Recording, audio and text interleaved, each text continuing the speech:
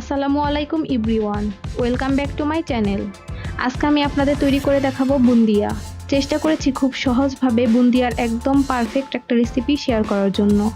এই বুন্দিয়াগুলো হবে উপর থেকে একদম ঝরঝরে, একটা আরেকটার সাথে লাগবে না এবং ভেতর থেকে রসে ভরপুর। আশা করছি এই রেসিপিটা আপনাদের ভালো লাগবে। তো চলুন দেখে নেওয়া যাক কীভাবে একদম পারফেক্ট বুন্দিয়া তৈরি করা যায়। শিরাটা তৈরি করার জন্য আমি এখানে 1.5 কাপ পরিমাণ চিনি নিয়ে নিচ্ছি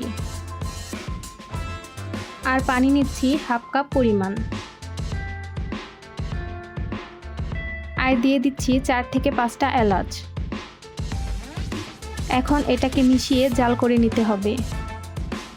ঘন করার প্রয়োজন নেই, চিনিটা গলে গিয়ে জাস্ট একটা বলক চলে আসলেই চুলা থেকে নামিয়ে নিতে হবে। এবার চলে যাচ্ছি বুন্দিয়ার ব্যাটার তৈরি করার জন্য। এখানে আমি একটি মিক্সিং বোলে মেজারমেন্ট কাপে 1.5 কাপ পরিমাণ বেসন নিয়ে নিচ্ছি। দিয়ে দিচ্ছি 1/2 চা চামচ পরিমাণ বেকিং পাউডার। সবগুলো উপকরণ একসাথে মিশিয়ে নিচ্ছি। এবার একটু একটু করে নর্মাল পানি দিয়ে একটা ঘন ব্যাটার তৈরি করে নিব। অল্প অল্প করে পানি মেশাবেন, এতে আরেকটি সুবিধা হলো কোনো লাম্পস থাকবে না, খুব মসৃণ করে ব্যাটারটি তৈরি করতে পারবেন। এভাবে অনবরত 4 থেকে 5 মিনিট হাত দিয়ে একটু ফেটিয়ে নিতে হবে।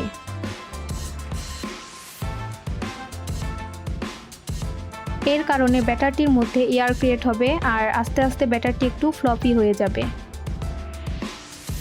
ফেটিয়ে নেওয়ার পর এর মধ্যে আরও একটু একটু করে পানি দিয়ে পারফেক্ট মিশ্রণ তৈরি করে নিব। এখানে আমার সব মিলিয়ে মেজারমেন্ট কাপের 1 কাপের থেকে একটু কম পানি লেগেছে, কিন্তু আপনাদের কম বেশি লাগতেই পারে। ব্যাটারের ঘনত্বটা একটু দেখিয়ে দিচ্ছি।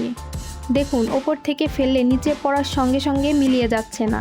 কয়েক সেকেন্ডের জন্য ব্যাটারটি যে পড়ছে সেটার দাগ দেখা যাচ্ছে, তার মানে বুঝতে হবে ব্যাটারটি একদম পারফেক্ট হয়েছে। এখন আমি কিছুটা ব্যাটার অন্য একটি বাটিতে নিয়ে নিচ্ছি।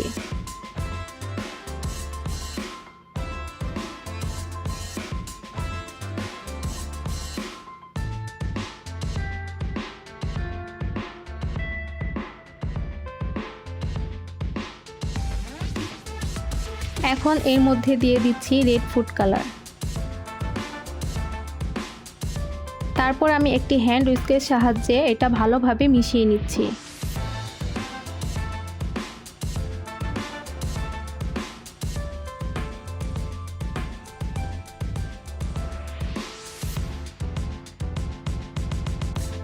আর এর মধ্যে দিয়ে দিচ্ছি সামান্য অরেঞ্জ ফুড কালার। এটাও আমি খুব ভালো করে মিক্স করে নিচ্ছি। মেশানো হয়ে গেলে আমি সরাসরি চলে যাচ্ছি বুন্দিয়াগুলো ভাজার জন্য। বুন্দিয়া ভাজার জন্য চুলায় একটি প্যান বসিয়ে তাতে বেশ কিছুটা তেল গরম হতে দিয়েছি। আর তেলটা ঠিক মতো গরম হয়েছে কিনা জানার জন্য এখানে 1 ড্রপ ব্যাটার ছেড়ে দিচ্ছি এবং দেখতে পেলেন সঙ্গে সঙ্গে ব্যাটারটি তেলের ওপর ভেসে উঠেছে, তার মানে তেলটা ঠিক মতো গরম হয়েছে। আর বুন্দিয়া ভাজার আগে তেলটা ভালো করে গরম করে নেওয়াও কিন্তু খুব গুরুত্বপূর্ণ। আমি এই ধরনের ছিদ্রযুক্ত একটা চামচ ব্যবহার করছি বুন্দিয়াগুলো ভাজার জন্য। এই চামচগুলো কম বেশি সবার ঘরেই রয়েছে। এখন চামচটা একদম তেলের কাছে বা একদম উপরে ধরা যাবে না, তেলের থেকে কিছুটা উপরে চামচটা ধরতে হবে। আপনারা দূরত্বটা দেখতেই পাচ্ছেন।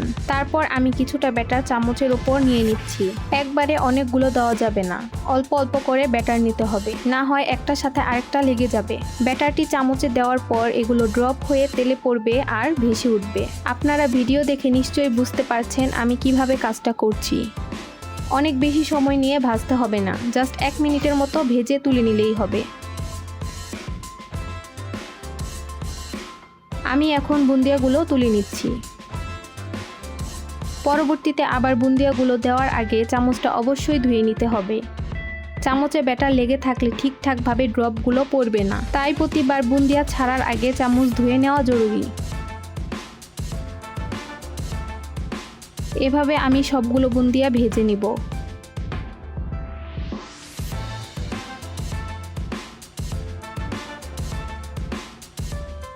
তারপর আমি বুন্দিয়াগুলো শিরায় দিয়ে দিচ্ছি।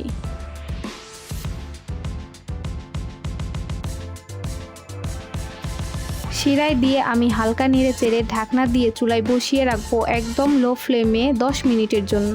আর না হয় আপনারা চুলায় রাখা ছাড়া 1 ঘন্টার জন্য শিরায় ভিজিয়ে রাখতে পারেন।